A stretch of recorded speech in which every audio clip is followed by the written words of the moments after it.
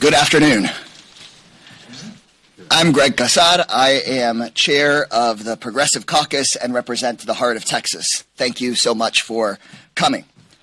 On his first day in office, Donald Trump showed the American people exactly who his administration is serving, the richest handful of people on the planet. At inauguration, sitting right behind the president and in front of his own cabinet were three men whose combined wealth is more than the wealth of the entire bottom half of this country combined. Trump could have had in that front row a firefighter from California, a school teacher from Uvalde, a World War II veteran.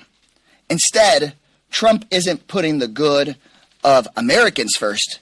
He's putting Bezos, Musk, Zuckerberg, and billionaires with armies of lobbyists first. The Progressive Caucus and the Democratic Caucus will respond every single day by putting actual working people, not ultra-rich elites, first. The Progressive Caucus has a clear plan. While Donald Trump is giving corrupt CEOs a tax break, we will be on the picket lines with American workers. Progressives will stand up for struggling and vulnerable Americans as Trump villainizes them and as he attempts to distract from his own corruption and his own abuse of office for his billionaire buddies.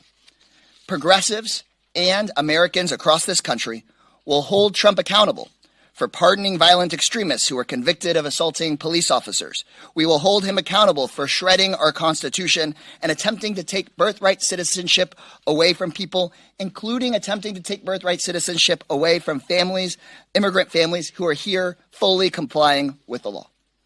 And when people ask, as I've heard all the time, why would Trump do such crazy things? Like shredding the Constitution, undoing birthright citizenship, putting billionaires in the front row of his inauguration. Why does he do this? There's only ever two answers. He's either doing it for himself or he's doing it for his billionaire donors. That's it. Everything he's going to do is for one of those two reasons. And progressives are ready to lead our entire caucus and our country to show folks what government really can be about, that it can be about you, and that it doesn't have to just be about Musk and Bezos and people that can afford lobbyists and people who are in it just for themselves and for their own political power. So I'm so proud to be standing up here with leaders in the Progressive Caucus who have been here for a long time and who are new. You'll hear from several of them on the issues of the day. And we plan and intend on not giving Trump a free pass. We're going to be able to have these press conferences and we're going to call out his actions that betray his own voters and betray Americans every single day. And so first up, we have our incredible Deputy Chair, Ilhan Omar. Thank you, Chair Casar. Good afternoon, everyone. Donald Trump has been president for 48 hours and has rolled back the clock on so much of our progress. From ending birthright citizenship, a constitutional right guaranteed by the 14th Amendment, to stopping refugee resettlement, to reinstating his failed program like Remain in Mexico. Immigrants are being persecuted, targeted, and treated like criminals. Donald Trump also rolled back crucial climate initiatives. He withdrew us from the Paris Climate Accord, vowed to unleash oil and gas drilling, and declared an energy emergency that ends restrictions on fossil fuel production, directly escalating the climate crisis. The vision Donald Trump and his administration have is one of division, of hate, and reversal of progress. As members of the Progressive Caucus, we will continue to provide an alternative vision, one centered on transformative change, justice, and movement building. We will keep fighting for a future that the American people deserve and give a clear-eyed alternative to mega extremism. I know many of our constituents are tired. They are tired of feeling like the game is rigged and they don't have people fighting on their behalf. Let me be clear. We, as the Progressive Caucus, are in your corner, and we will fight every single day to make sure life is better for you. We will fight every day against the corruption being unleashed by Donald Trump and members of his administration. We will fight for a livable future, humane and just immigration policies, universal health care, and a future where you aren't just getting by, but you are thriving. Together, we will fight back against Donald Trump's hateful agenda. Because as much as the pundits and other elected officials and commentators try to normalize Donald Trump's presidency, what we are witnessing is anything but. None of this is normal. Taking away lower prescription costs for vulnerable Americans is not normal. Pardoning insurrectionists who assaulted police officers in this capital is not normal. We are going to combat this by showcasing that our progressive movement is all about a vision rooted in decency, justice, equality, and peace for all. Thank you. Thank you. And now I hand it over to our incredible whip, Chuy García. Thank you, Representative Omar, and good afternoon to all. After the inauguration speech, we stand together, united as progressives against Trump's hateful and xenophobic agenda that preys on hard-working people. The impact of the executive orders issued yesterday by Trump and his regime is personal to me. I am an immigrant who represents a district with many immigrants. 1 of every 3 people is foreign-born, and they've come from Mexico, Central, South America, Italy, Poland, Ireland, Germany, Haiti, China, among others. And in Illinois, 2 out of every 7 U.S. citizen children have an immigrant parent. These are hardworking, mixed-status families that deserve to stay together. Instead, Donald Trump is abusing the power by trying to take away birthright citizenship. This is blatantly unconstitutional, evident by actions taken now by 22 attorneys general in cities across the country. Simply put, it's un-American to attempt to invalidate our immigrant contributions and histories, but let me be clear. Immigrants make America great, and immigrants help keep America's economy moving. As progressives, we are here to say that we will not let him take away this fundamental right. And on his quest to invalidate immigrants and dehumanize us, Trump has also suspended refugee resettlements, a program that's existed since the 1980s, offering a lifeline to refugees in the most dire conditions. And as if it weren't enough, Trump wants to completely dismantle the right to seek asylum by reinstating the Remain in Mexico policy. This deterrent policy is inhumane, ineffective, and places people in grave harm. And under the guise of public safety, he intends to stop cartels by categorizing them as terrorists. This vilification of immigrants, and in particular Mexicans, will lead us down a dangerous path, one that creates even more harm and jeopardizes our national security. From preying on victims of extortion to opening the door to military interventions in Mexico, we must understand the serious implications of declaring cartels as terrorist organizations. Let's set the record straight. If Trump really wants to address cartel violence, then he must address the fact that 70% of weapons used by the cartels are coming from the U.S. And while we're fact-checking, let's debunk the myth that immigrants are criminals. Immigrants are actually 60% less likely to be incarcerated and 37% less to commit crimes. We stand here today calling on Trump to bring real solutions not propaganda to stoke fear and chaos disguised as policies. We will not be silenced. We will not be afraid. We will defend our diverse immigrant communities and reaffirm that the more you try to bury us, the stronger that we will grow back. Thank you. Next, I'd like to introduce Representative Mark Pocan from Wisconsin. Thank you, Chuy. The Progressive Caucus is ready to be the resistance and lead the resistance in this Congress and hold the Republicans accountable for what they promised the American people in November.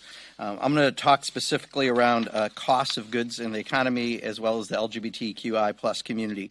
On day one, Donald Trump promised he was going to lower costs for Americans, and he didn't. In fact, some of the actions he did will actually increase costs for Americans.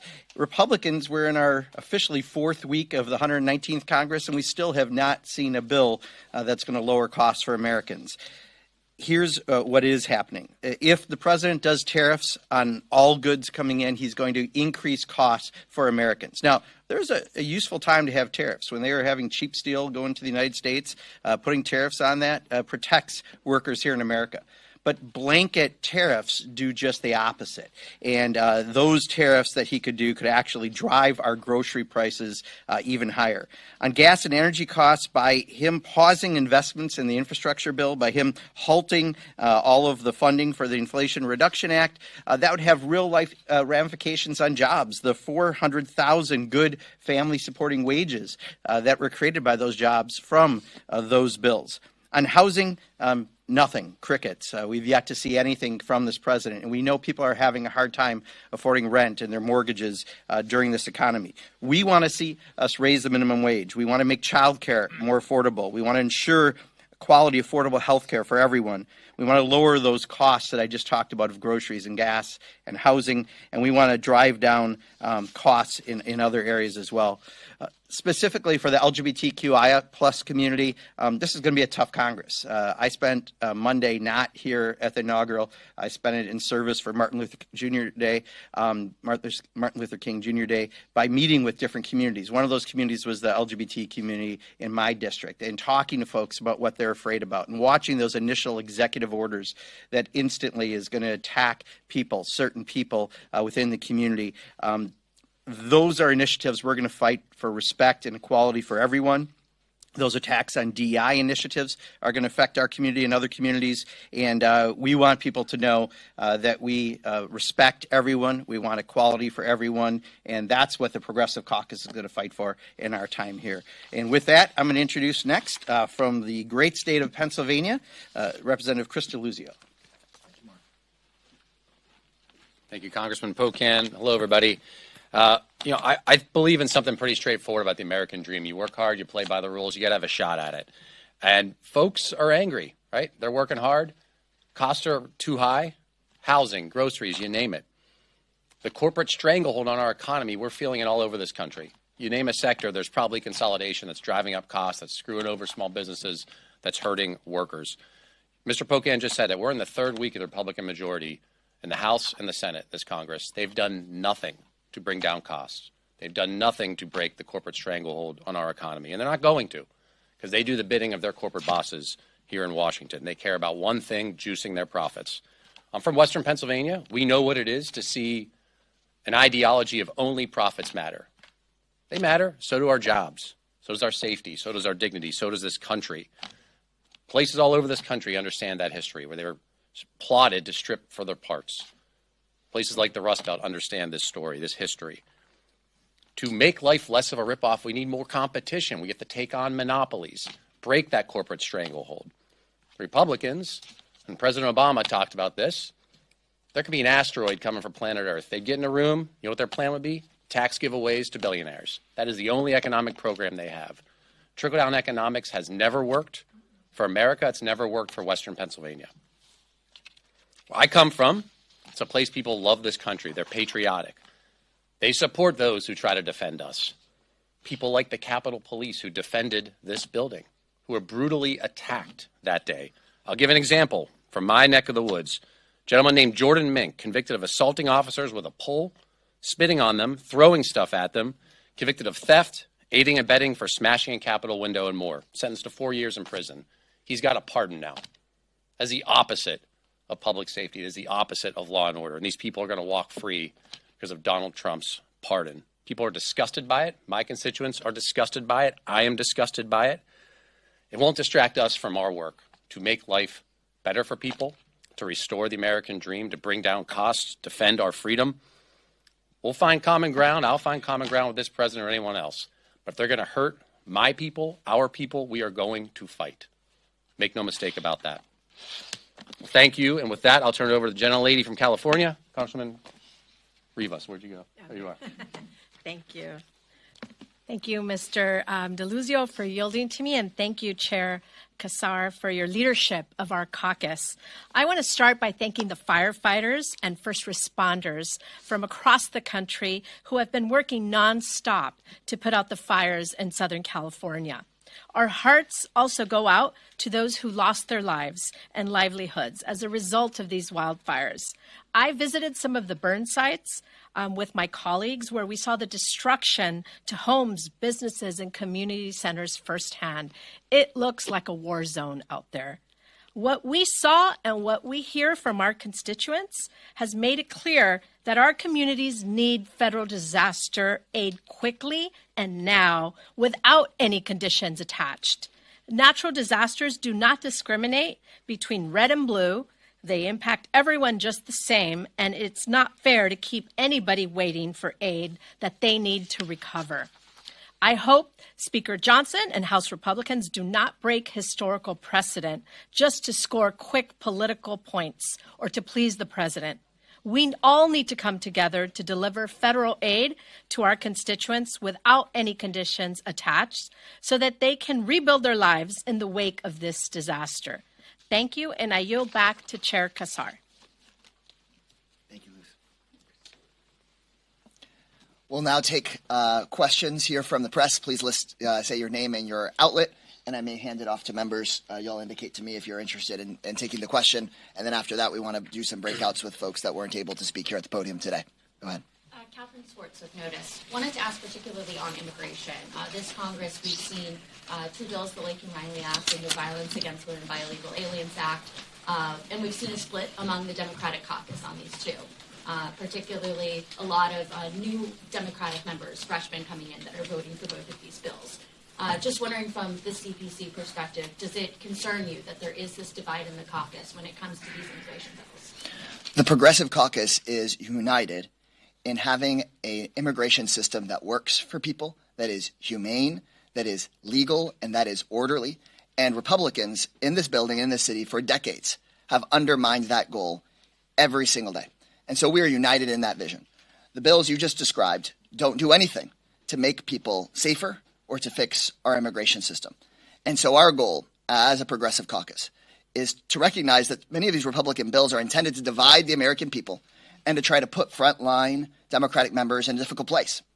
And the way that I think the Progressive Caucus and the progressive movement in this country can help is by telling the truth, as Whip García just mentioned, that immigrants in this country not only contribute, they are much less likely to commit crime than somebody like me that is born here.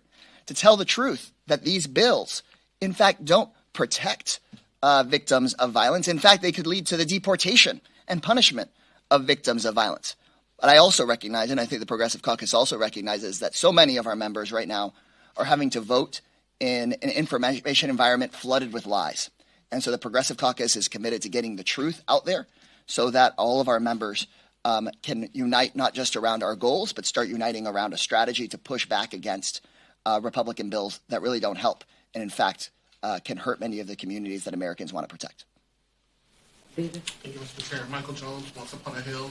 Today is the 52nd anniversary of, well, it would have been the 52nd anniversary of Roe. Didn't hear any mention of reproductive freedom or Roe versus Wade. Where does reproductive freedom fit into this argument? How important is it for the Progressive Caucus to continue to speak about the intersection between reproductive freedom and the economy, reproductive freedom, diversity, equity, and inclusion? Where does reproductive freedom fit in, especially on a day like today?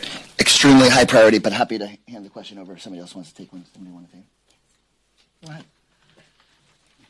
I think there's no question that reproductive rights are freedom to the are fundamental to the Progressive Caucus. I'm from Arizona, representing a state where we just saw abortion rights being enshrined in our state constitution at the same time that Donald Trump was elected as president. I think this goes to show that Americans, despite their political party preference, believe that women in this country should have access to reproductive rights, reproductive health care, and these are incredibly important. And all we are seeing from the Republican Party is a continued push to take away these freedoms and move us closer towards a national abortion ban. So I personally am very concerned. I know our caucus and the entire Democratic caucus is deeply concerned about this issue, and we will undoubtedly continue to fight for it.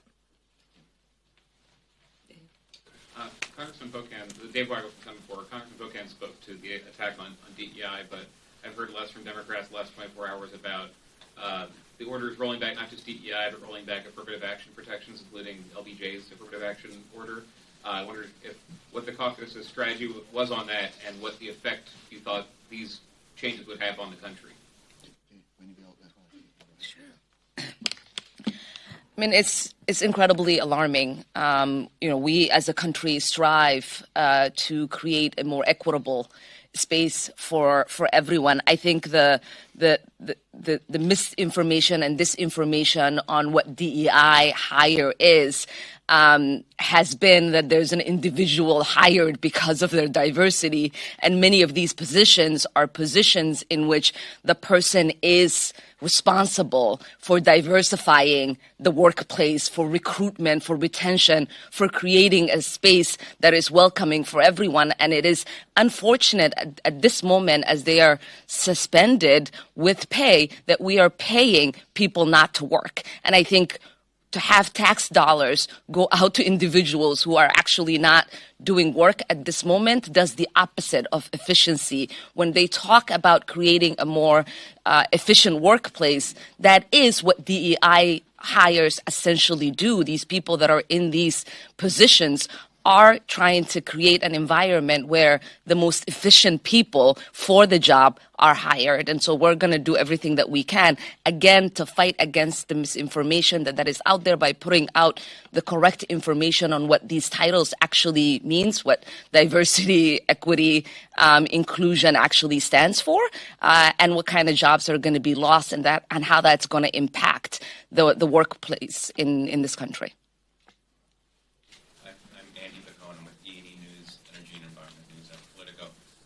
About the energy and climate strategy, what would the CPC like to see on that front beyond messaging? What are the actual, actions, concrete things that you and your offices can do, from the office level, committee level, on the floor to put back?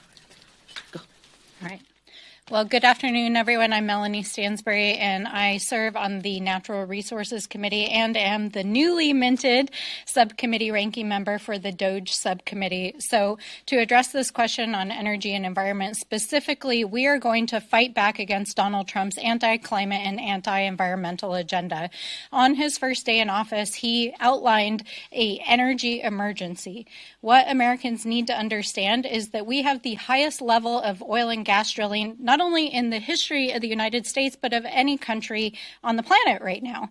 And in spite of that, Donald Trump issued a series of executive orders that roll back our commitments under the Paris Climate Accords, that roll back everything that we've done under the Inflation Reduction Act to address our climate emissions. They've rolled back protections for the Outer Continental Shelf and public lands across America. This is not about spurring energy security in America.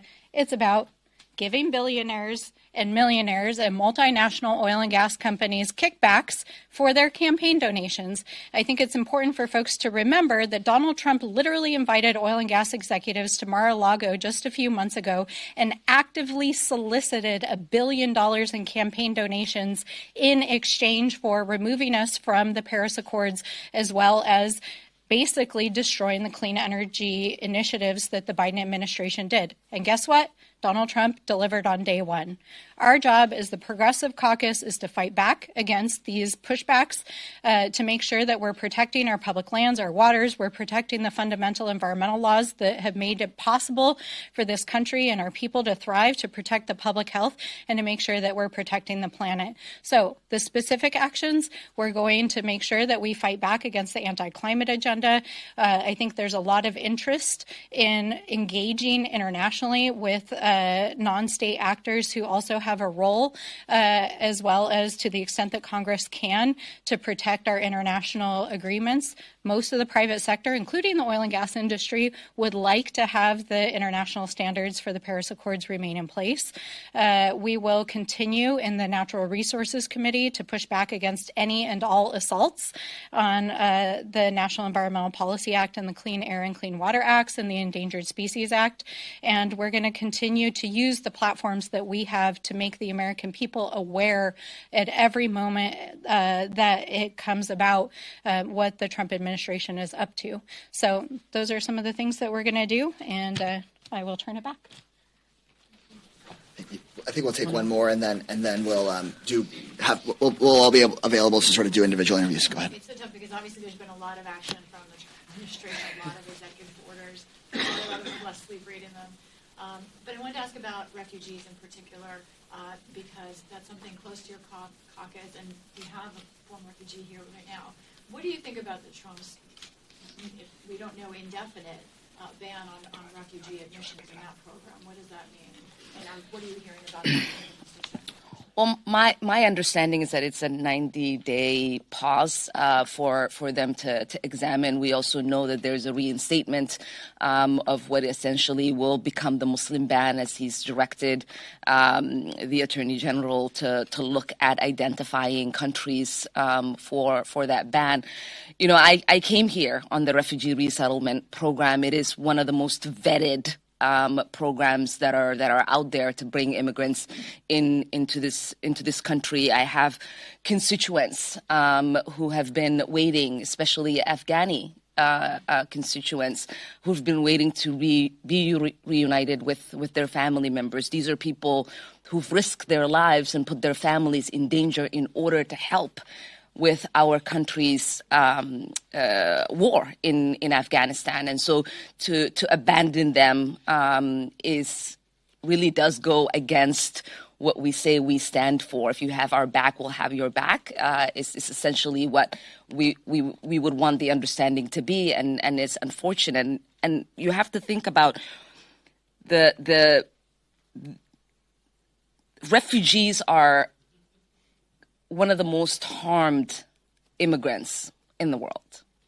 There are oftentimes people who have survived war and severe displacement.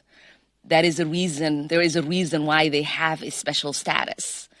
And so I do hope that they do reconsider and allow the hundreds of thousands of people whose lives are now in limbo, who've gone through the vetting process. We're just waiting for the visas and their relocation to this country to take place, for that to be reassumed. With that, thank you all. Thank you all very much. Please, especially because I know Congresswoman Schakowsky and Congresswoman Dexter were up at the podium. Please pull them aside and ask them and all of us questions. We still have the room for another half hour. And I do think one thing that brings all of this together, to your point, is that Donald Trump is trying to flood the news with everything that he can. And of course, the Progressive Caucus is going to be defending refugees, is going to defend our people and our planet. But Trump doesn't want to be held accountable for his most egregious actions that he took here in the last couple of days. And we're also going to make sure every single day that the American people are reminded of his pardons for those people who are convicted for assaulting police officers. We're going to remind the American people regularly about his actions that he just took to say they're going to target more immigrants for deportation who have no criminal conviction at all. We're going to make sure that the American people are reminded about Donald Trump's action just a couple of days ago to raise prices for medication for Americans. I mean, he signed an executive order repealing our protections for Americans, and he's trying to jack up prices of pharmaceuticals for big pharma. And so he is trying to flood the news with all of these actions. We're going to hold him accountable and defend the vulnerable, but the Progressive Caucus won't just be caught on the back foot on defense. We will continue to go on offense. And we urge everyone here to not let him get away with flooding the zone with so much that he's able to get away with doing the bidding of his billionaire donors. Thank you all very much.